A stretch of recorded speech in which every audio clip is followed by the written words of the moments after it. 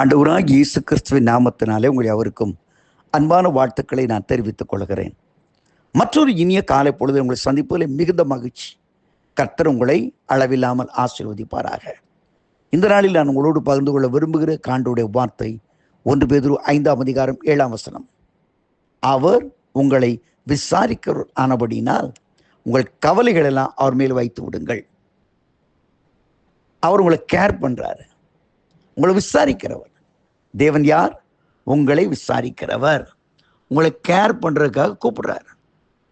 அவர் உங்களை நடத்தி கொண்டு போகிறார். கவலை என்கிற வார்த்தை முதலாக வேதாமத்தில் ஆதியா 45 தான் வருது. அந்த சரித்திரம் எல்லோரும் தெரியும். யோசேப்பு தன்னுடைய சவுரை பார்த்து சொல்ல, தட்டுமுட்டு ஜாமனை வச்சு கவலைப்படாதீங்க, தேசம் எனக்கு முன்பதாக இருக்கிறது, நான் பார்த்துக்கிறேன்றார். அவர் சொல்றாரு, யோசேப்பு சொல்றாரு, இந்த தேசமே என் கட்டுக்குள்ள இருக்குது. சட்டிப்பானை எப்படி வாங்குறது, வீடு எப்படி கட்டுறது, என்ன சமைக்கிறது, என்ன ஆகாரம், என்ன உப்பு எங்க இருக்கு, புளி, யோசிக்காதீங்கப்பா. தேசமே என் முன்னாடி இருக்கு, என்ன வேணுமோ சொல்லு, அதை மட்டும் கேளு, டக்குன்னு அது வரும். Praise the Lord. யோசேப்பை காட்டிலும் 1000 மடங்கு பெரியவராகிய ஆண்டவராகிய கர்த்தர் சொல்லுகிறார், நான் உங்களை விசாரிக்கிறேன், கவலைப்படாதீங்க. எண்ணத்தை புசிப்போம், எண்ணத்தை உடுப்போம் என்று கவலைப்படாதுங்க. பரமபிதா அவை எல்லாவற்றையும் அறிந்திருக்கிறார். நான் வட மாநிலத்துக்கு ஊழியத்திற்கு போயிருந்த பொழுது ஒரு தடவை ரொம்ப அற்புதமான ஒரு சம்பவத்தை நான் கண்டு பரவசம் அடைந்தேன். என்ன தெரியுமா? சாப்பாடு பரிமாறும் பொழுது, ஏன்னா அங்கே நம்ம உணவுகள் கிடைக்காது, சால்னு சொல்லுவாங்க, சாப்பாடு சாலை கொண்டு வச்சாங்க, சாகரத்தை கொண்டு வச்சாங்க. வச்சோன்னு பார்த்த உடனே திடீர்னு ஒருத்தர் ஸ்பூனில் கொண்டு போய் அந்த சாதத்துக்கு மத்தியில் வத்த குழம்பு இது இருக்குது பார்த்தீங்களா, அதை போட்டு விட்டார். எனக்கு ஆச்சரியமாச்சு. நான் கேட்டேன், எப்படி இவ்வளோ அழகான்பீங்க? நாங்கள் சொன்னாங்க, எங்கள் ஊழியம் செய்கிற ஒரு ஊழியக்காரன் மேராபாய், அவன் வந்து சொன்னான், ஈசி மதர் உங்கள் குழம்பு குழம்பெல்லாம் வைக்க இதை போட்டுனீங்க, அவர் ஒரு அதை விறந்து அதை அழகாக அதோடு சேர்த்து சாப்பிடும்போது அவர் இனிமையாக முடியும்னு சொல்லி, ஐ தேங்க் காட், ஆண்டவருக்கு நன்றி சொன்னேன். எவ்வளோ அழகாக என்ன ஸ்டடி பண்ணியிருக்காங்க. இந்த மனுஷனுக்கு நம்ம டாலெல்லாம் ஓடாது, இந்த தண்ணி குழம்பெல்லாம் ஓடாது, எண்ணெயில் ஏதோ பொரிச்சுக்கிச்சு அதெல்லாம் ஓடாது. பேசாமல் வத்த குழம்பு எடுத்து நம்மளை போட்டோன்னா அப்படியே பக்கத்தில் வெஜிடபிள்ஸ் ஆல் இருக்கும், அதை வச்சு சாப்பிட்ருவார். அப்போ அந்த மனுஷனுக்கு தெரியுது எனக்கு என்ன தேவைன்னு சொல்லி. சாதாரண மனுஷனுங்க தான் சொல்கிறாரு, எண்ணத்தை புசிப்போம், எண்ணத்தை இவைகள் எல்லாம் அஞ்ஞானிகள் நாடி தேடுகிறார். அதாவது ஞானமே இல்லாத மனுஷன் தான் இதை தேடுவான், கவலைப்பட்டுக்கிட்டு இருப்பான். இன்னைக்கு நீ கவலைப்படுறீன்னா நீ விசுவாசியா? அஞ்ஞானிகள் பைபிள் சொல்லுது. நீ அந்த லிஸ்ட்டை போயிடாதம்மா, அது தப்பு. 2வது பைபிள் சொல்லுது, கர்த்தர் மேல் உன் பாரத்தை வைத்து விடு, அவர் ஒன்று விசாரிப்பார் என்று சங்கீதம் 55 சொல்லுது. அப்போ கர்த்தர் மேலே பாரத்தை வச்சிடணும்.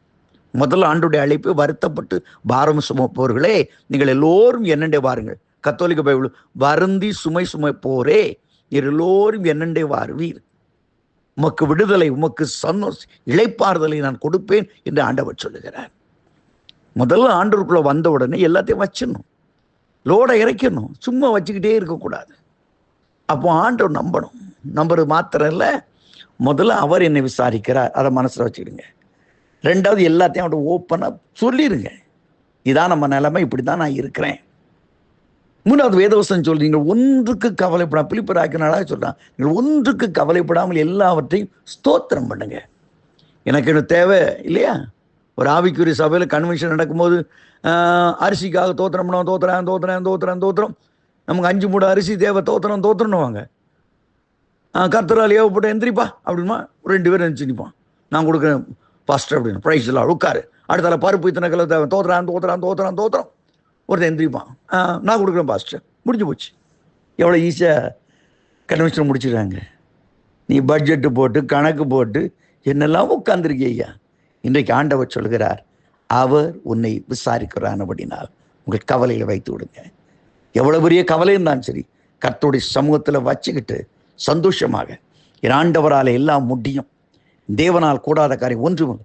ஏனென்றால் மெய்யாகவே அவர் நம்முடைய பாடுகளை ஏற்றுக்கொண்டு துக்கங்களை சுமந்திருக்கிறார். இயேசு கிறிஸ்து தள்ளாடின கால்களோடு அவர் சிலுவையை சுமந்ததை உண்மை என்று விசுவாசித்தார். இன்றைக்கு உன் உள்ளத்துல கவலை இருக்க வேண்டிய அவசியம் இல்லை. இயேசு சுமந்த சிலுவை நீ மறுபடியும் கவலையாக எடுத்துக்கொள்ளாத. ஆண்டவர்ட்ட ஒப்பு கொடுத்துரு. ஆண்டவர் எனக்காக எல்லாவற்றையும் நடக்க முடியலனாலும் பரவாயில்ல, தூக்க முடியலனாலும் பரவாயில்ல, கஷ்டப்பட்டு தூக்குறீங்களே ஐயா, ஏசப்பா உமக்கு நன்றின்னு சொல்லுங்க.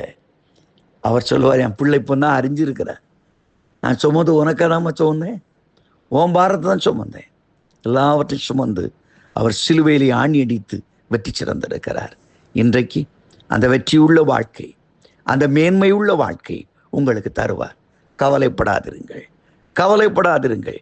எல்லாவற்றையும் கர்த்தர் வைத்துக்கொள்ளாகவைத்தான் யோவான் 14ஆம் அதிகாரத்தில் ஆண்டு உங்கள் இருதயம் கலங்காதிருப்பதாக தேவனிடத்தில் விசுவாசமாயிருங்கள். இன்றைக்கு ஆண்டவரை நம்பி, கர்த்தரை நம்பி, தேவனுடைய பிரசன்னத்தை நம்பி எல்லாவற்றையும் வைத்து விடுங்கள். கர்த்தர் உங்களை பொறுப்படுத்திக் கொள்வார், ஆசீர்வதிப்பார். கவலை இல்லாத வாழ்க்கை வாழ கர்த்தர் அருள் செய்வார். ஆமேன், ஆமேன், ஆமேன்.